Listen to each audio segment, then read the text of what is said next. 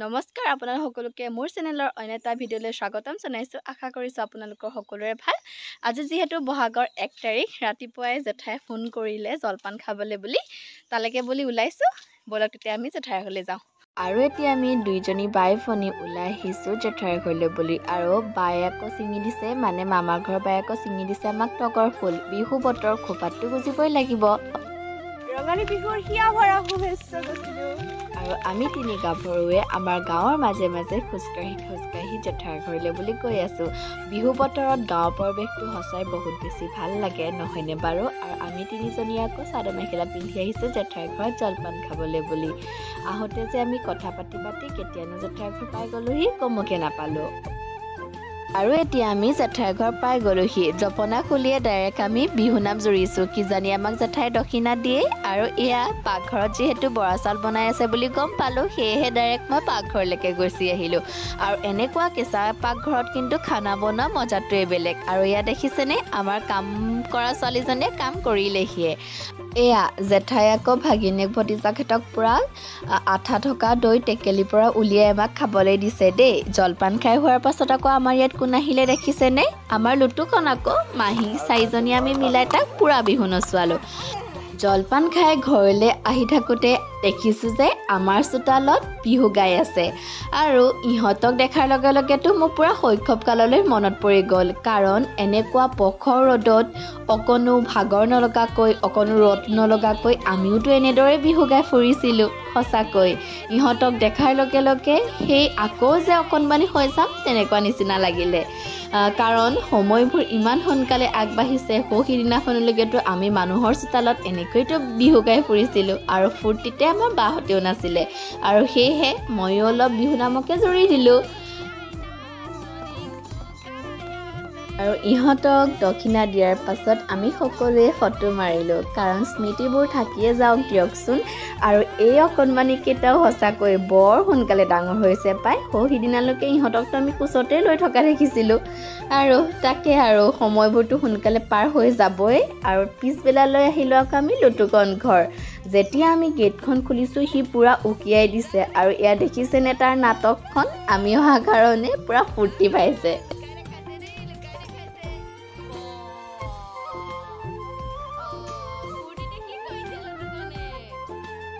আৰু আমাক দেখাৰ লগে লগে লুটুকণৰ কিমান ফূৰ্তি পাইছে দেখাটো পালেই। আৰু এতিয়া আমি লুটুকণৰ ঘৰত, মানে আমি বাৰ ঘৰত বিহুৰ জলপান আৰু চাহ খালোঁ।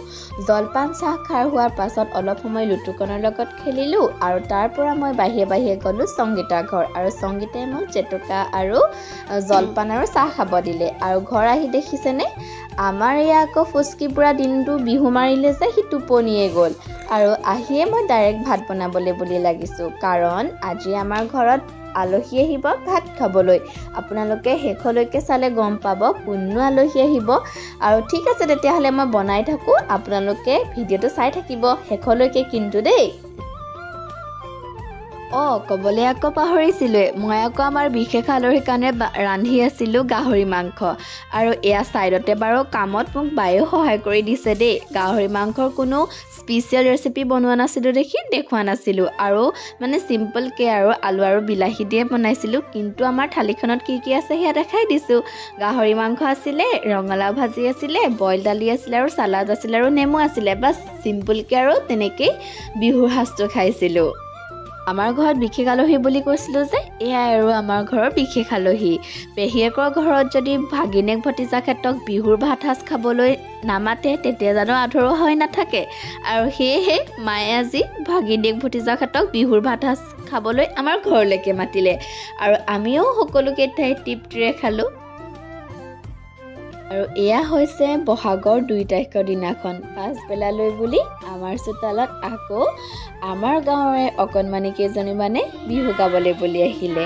আৰু তাহাঁতকো অলপ দেখাই দিলোঁ। আৰু তাৰ পাছত আহিলে আমাৰ মামী আৰু মামা আমাৰ ঘৰত বিহু খাবলৈ বুলি। কাৰণ বিহু বুলি মামী আমাৰ ঘৰলৈ অহা নাছিলে। আৰু এয়া বাহঁতে আকৌ চাদৰ মেখেলা চাই আছে। আৰু ৰাতিলৈ বুলি আকৌ আমাৰ ডাঙৰ মাহী ঘৰত ভাত খোৱাৰ নিমন্ত্ৰণ আছিলে। ডাইৰেক্ট মই একদম পাকঘৰৰ পৰাই ভিডিঅ' কৰিবলৈ ষ্টাৰ্ট কৰি দিছোঁ। আৰু সেয়া বা গৈ আকৌ পূৰা বাচন ধোৱাতে লাগিছে। আৰু মই আকৌ বনাই থকা আঞ্জাবোৰকে দাঙি দাঙি দেখাইছোঁ আৰু এয়া মাক আৰু পুতেকে দুইটাই মিলি আমাৰ কাৰণে ৰান্ধি আছে আৰু ময়ো তাহাঁতক চাই চাই পুৰা কেক খোৱাত ব্যস্ত হৈ আছোঁ। আচলতে এই ক্লিপটো আকৌ মই গম নোপোৱাকৈ বায়ে কৰি ৰাখিছিলে। এয়া আমাৰ আইদেৱে আৰু এয়া আমাৰ বিলনীয়া বাইদেৱে বিলাই আছে আৰু তাৰপিছত বিহুৰ ভাত সাজ আকৌ আমি মাহী ঘৰত গোটেই কাজিনখিনিয়ে মিলি তৃপ্তিৰে খালোঁ। সঁচাকৈ এনেকুৱা বন্ধবোৰত যেতিয়া আমি ঘৰৰ বাই ককাই ভনী সকলোৱে লগ হওঁ তেতিয়া মনটো কিবা এটা বহুত ভাল লাগি উঠে। আৰু তাৰপিছত ভাত খাই হোৱাৰ পিছত আমি সকলো বহি আড্ডা মাৰিলোঁ বিহুৰ। আৰু তাৰপিছত আমাক থ'বলৈ অহাৰ চলেৰে দাদা আৰু বাহঁতে আমাৰ ঘৰতে বিহু মৰা ষ্টাৰ্ট কৰি দিলে। আৰু এনেই নকওঁ নহয়, ঢুলীয়া আৰু নাচনীয়ে বিহুত ননচাকৈ থাকিবই নোৱাৰে। যিহেতু আমি গোটেইকেইটা ঢুলীয়া আৰু নাচনীয়ে আছিলোঁ আৰু সেয়েহে গোটেইকেইটাই এপাক নাচিও দিলোঁ। আৰু আমাৰ ফুচকিয়ে দেখিছেনে, ইও বিহু পূৰা উপভোগ কৰিছে, কাৰণ এইবাৰতো বহাগ বিহু ইয়াৰ প্ৰথমবাৰ হৈছে। আৰু ইয়াৰ পিছদিনা ৰাতিপুৱা বাক থ'বলৈ বুলি ষ্টেচন আহিলোঁ, কাৰণ বাৰ আজিৰ পৰা স্কুল হৈছে আৰু তাই স্কুললৈ বুলি ঘৰৰ পৰাই ওলাই গৈছে। বেচেৰি যাবলৈ মন নাই, বিহুটো গাত লাগিয়ে আছে, কিন্তু নিজৰটো দায়িত্ব আছে, সেইটোতো মানিবই লাগিব। আৰু সেয়া তাই গৈছেগৈ। আৰু এয়া বাক থৈয়ে মই খৰধৰকৈ বুলি ঘৰলৈ গুচি আহিছোঁ, কাৰণ বহুত বেছি কাম আছে তাতে বিহু বতৰ। আৰু পাছবেলালৈ বুলি মই এফালে যাবলৈ ওলালোঁ। আৰু ক'তনো গৈছোঁ আপোনালোকে নিশ্চয় গম পাব যদিহে ভিডিঅ'টো সম্পূৰ্ণকৈ চায়। মই য'ত গৈ আছোঁ নহয়, সেই অকণমানিজনীয়ে গম নাপায় যে মই যাম বুলি। আৰু মোক দেখাৰ লগে লগে তাই যিটো ৰিয়েকশ্যন দিলে নহয়, মই নিজেই আচৰিত হৈ গ'লোঁ। আচলতে ময়ো গম পোৱা নাছিলোঁ যে মই যাম বুলি গম পায় নে নাপায়। আৰু তেনেদৰে যিদৰে মৰমত মোক সাৱটি ধৰিলে নহয়, মই নিজে শ্বক হৈ গ'লোঁ। আৰু এয়া আমাৰ নিৰিবিলি কথাই উঠনিৰ পৰা কৈ আছিলোঁ। আৰু ফ্ৰকটো পাই কি যে ফূৰ্তি পাইছে তাই, চাওকচোন আৰু কি কৈছে। হেপী ৰঙালী বিহু দিয়া। হেপী ৰঙালী বিহু। আপোনালোকে বিহু খালেগেনে? এই ভাগিনৰ খেল হৈ যোৱাৰ পাছত আমি বাই বনাই থোৱা খাচী মাংস আৰু পনীৰে তৃপ্তিৰে ভাত খালোঁ। আৰু তাৰপিছত নিৰিবিলি আকৌ মোক কাম কৰি দেখাইছে। তাই বোলে এতিয়া ডাঙৰ হৈছে যে নিজে বোলে তাই কাপোৰ জাপিব পৰা হৈছে। আৰু তাৰপিছত সময় হৈ অহাৰ লগে লগে আমি ঘৰলৈ বুলি গুচি আহিলোঁ। আৰু ৩ বহাগৰ দিনাখন মা আৰু মাহীহঁতে মিলি আইতাৰ চোতালত বিহু নাম জুৰি এপাক নাচিও দিলে। আহকচোন চাওঁ।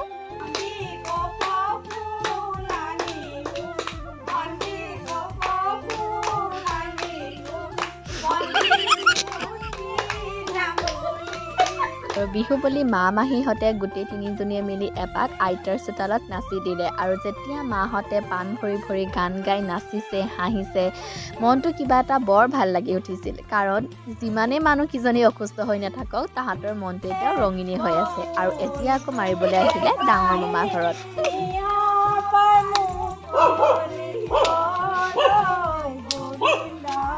আৰু সঁচাকৈ মাহঁতক মাহীহঁতক এনেদৰে নাচি গান গাই থকা দেখি মনটো বৰ ভাল লাগিলে। আৰু মামীয়ে নাচিবলৈ নহা দেখি মাহঁতে মামীহঁতক জোকাইছে, চাবচোন দেই।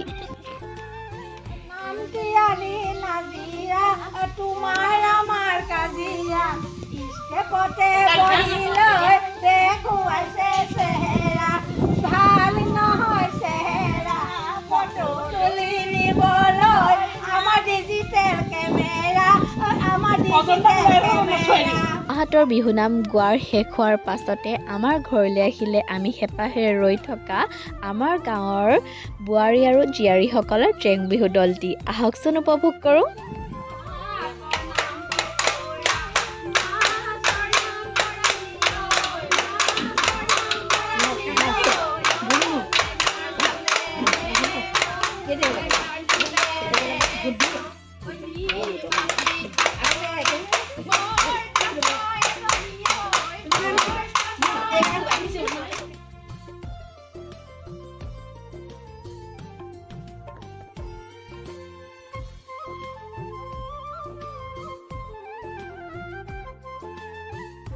আৰু এনেদৰে গাঁৱৰ বোৱাৰী জীয়াৰীসকলে যদি নাচি থাকে তেতিয়া গৃহস্থই জানো নচাকৈ থাকিব পাৰে। আৰু সেয়েহে আমাৰ মাহীয়েও পূৰা বিহু নচাত লাগি গ'ল।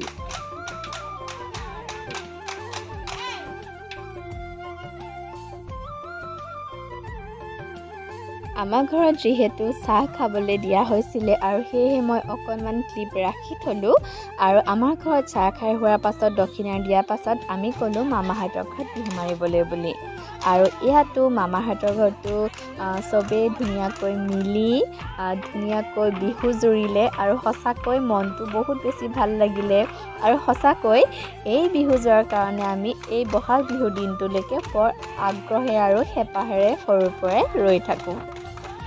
এনেদৰে মই আমাৰ বাপতিসাহোন ৰঙালী বিহুটো ফূৰ্তিৰ মাজেৰে পৰিয়ালৰ লগত পাৰ কৰিলোঁ। আপোনালোকে কেনেদৰে পাৰ কৰিলে কমেণ্ট কৰি কিন্তু ক'বলৈ নাপাহৰিব। আজিলৈ বাই, আকৌ লগ পাম এটা নতুন ভিডিঅ'ৰ সৈতে।